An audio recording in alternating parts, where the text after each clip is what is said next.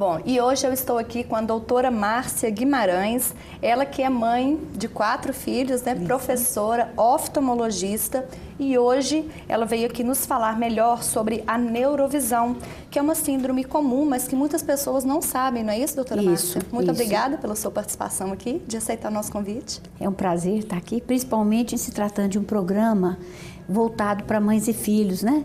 Que é uma realidade hoje, nossa, que somos mães e que temos de conciliar tudo, né? O trabalho, os interesses, as aplicações, as atualidades, né? Do nosso dia a dia.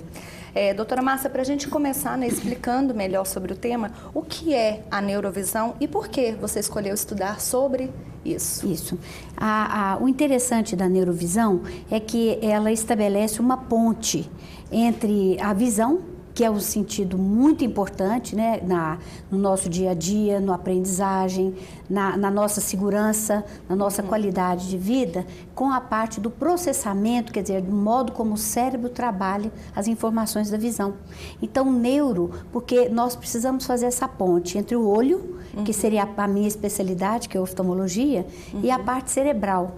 E nesses últimos 10, 15 anos, nós estamos falando que estamos na década do cérebro, que seria uma grande fronteira do conhecimento humano, que vem pouco a pouco nos abrindo portas para temas e conhecimentos e explicações que repercutem muito no nosso conhecimento do dia a dia, conhecimento do cérebro, e o estudo do cérebro é chamado de neurociência.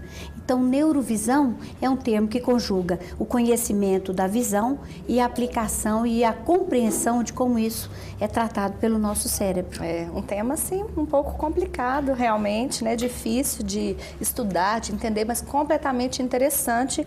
Inclusive, muitas crianças têm, né, a neurovisão e as mães ou os educadores nem sabem disso. Como a síndrome pode ser diagnosticada mesmo? Isso. Na verdade, esse nome síndrome é uma coisa que eu gosto muito até de explicar. Exatamente. Nós podemos falar como síndrome mesmo? É síndrome mesmo. E síndrome é um termo médico que, na verdade, quer dizer que ela afeta várias coisas.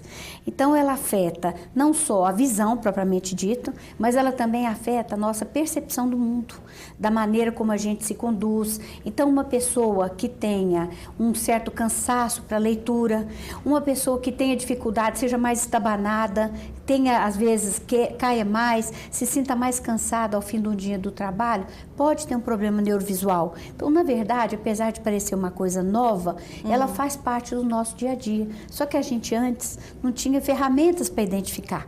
Então, isso passava despercebido. A gente tratava a dor de cabeça, por exemplo, separado de um problema de visão, separado, ele é muito desatento, muito desastrado, tudo que ele faz, ele bate o carro mais que os outros, ele vive caindo, ele é muito distraído. E, na verdade, isso faz parte de um grande complexo de manifestações do nosso dia a dia, da gente na escola, da gente no trabalho, e que a gente chama hoje de atividades relacionadas ao tema neurovisão.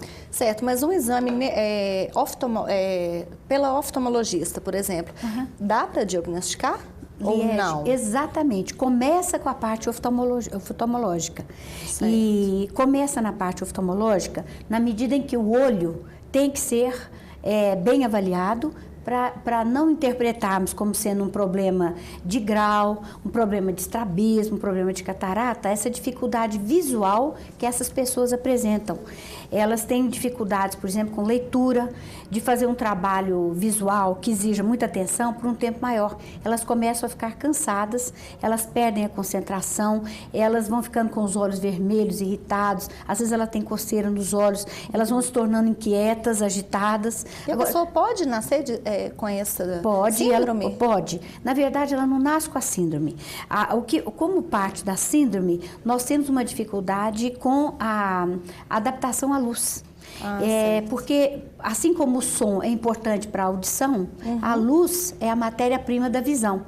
Certo. Então, as pessoas que têm alterações neurovisuais habitualmente, elas têm um olho normal, elas têm um olho que não precisa de uma correção de grau, uma coisa dessa natureza, ou se tem, nós, embora o façamos, ela continua tendo algum outro tipo de desconforto, que seja uma dor de cabeça, seja o cansaço, e esse já é uma atividade relacionada ao funcionamento do nosso cérebro. Certo. E se não for tratado, porque eu acho importante ressaltar isso, o agravamento, qual seria? Tipo, no futuro, o que essa criança hoje, futuramente, ela poderia enfrentar? Olha, a neurovisão traz para a gente, quando há essa dificuldade, o que ela nos ocasiona, na verdade, é uma perda de qualidade de aprendizagem, de produtividade no trabalho e ainda na nossa qualidade de vida em geral.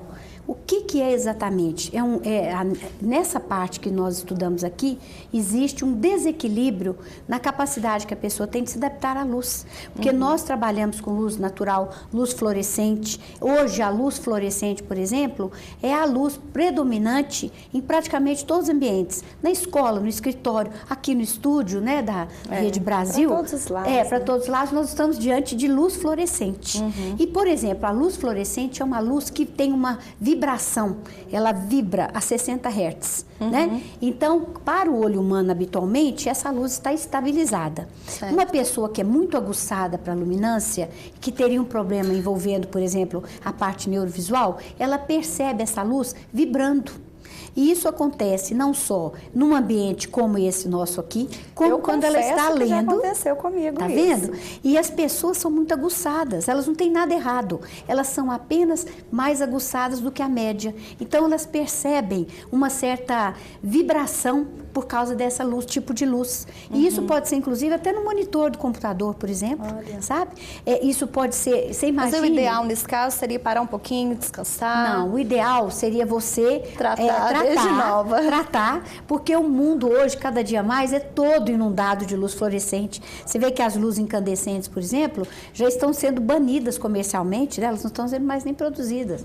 Então, isso é o mundo de hoje. Claro. E uma pessoa que tem essa sensibilidade, ela vai estar subotimizada, quer dizer, ela não vai estar em pé de igualdade com os outros, nem para trabalhar no computador. É verdade. Né? Nem para ler, nem no escritório.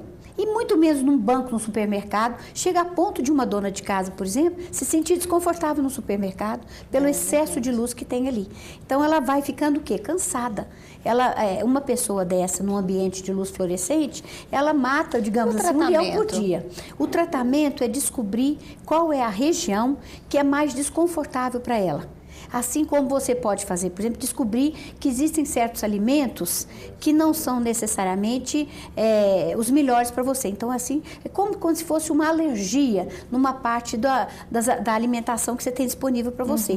Como tem pessoas, por exemplo, que não toleram glúten, né? Pessoas que têm uma alergia a algum tipo de medicamento, algum tipo de estímulo ambiental, às vezes amorfo, poeira, e o outro não. Então, certo. Quem tem essa dificuldade com luz, precisa saber qual é a faixa e saber bloquear isso através de um filtro que a gente coloca nos óculos e que dá a ela uma condição de conforto, de qualidade de visão.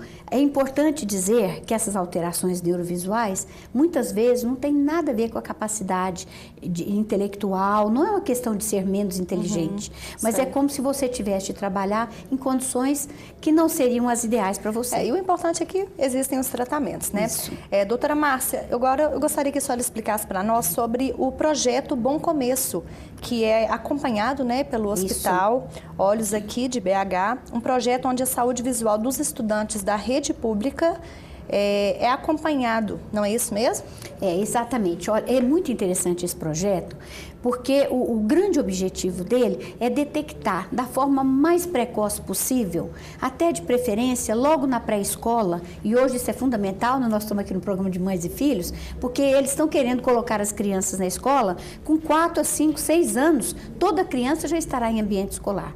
Então, se pudermos detectar precocemente uma dificuldade auditiva e visual nessas crianças, nós poderemos fazer uma intervenção rápida, muito efetiva e que previna que essa criança vá tendo déficits, vá tendo perdas ao longo da vida escolar. Certo. É muito mais difícil você pegar um menino já na 3ª, 4ª série e descobrir que ele tem uma deficiência auditiva, uma deficiência visual, esse problema neurovisual que eu falei aqui, e do que difícil tratar lá, mas se a gente pegar logo na pré-escola e fazer um processo de rastreamento de toda a população, 65, 70, 200, 400 mil crianças, toda criança receberia uma intervenção mais leve, mais rápida, mais eficaz e ainda mais. Junto com esse projeto aí, da parte de prevenção, nós temos ainda o rastreamento das outras condições, o peso das nossas crianças, a altura, a imunização, porque é uma coisa que às vezes a mãe perde o cartão de vacinação. Com certeza. E mais importante ainda, Liege, que a gente consegue com esse tipo de projeto localizar, mapear socialmente e economicamente falando e do ponto de vista pedagógico, os bolsões de dificuldades na região metropolitana. Isso depois vai virar um projeto estadual e talvez a gente espere que seja nacional. E então a gente vai tratar de acordo com cada região, o tipo de intervenção que aquela região necessita e não fazer, às vezes, desperdiçar esforço em uma área, sendo que o outro tipo de enfoque é preciso naquela região. Agora, né, vocês estão tratando na região de Nova Lima, mas atende em vários lugares, então, qualquer dia desse, pode estar chegando aí na sua casa, na sua escola, não é isso? Isso mesmo, em qualquer região. Muito obrigada, doutora Márcia Guimarães, pela sua participação aqui conosco. E nós vamos colocar à disposição.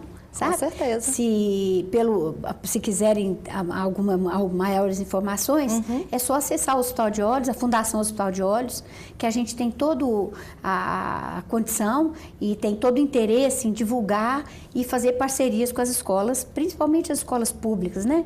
Que hoje nós estamos num grande esforço educacional para esse Brasil mudar de cara. Né? Ok, então muito obrigada. Eu que agradeço. E obrigada você de casa, mais uma vez, pela sua participação. Eu te espero amanhã.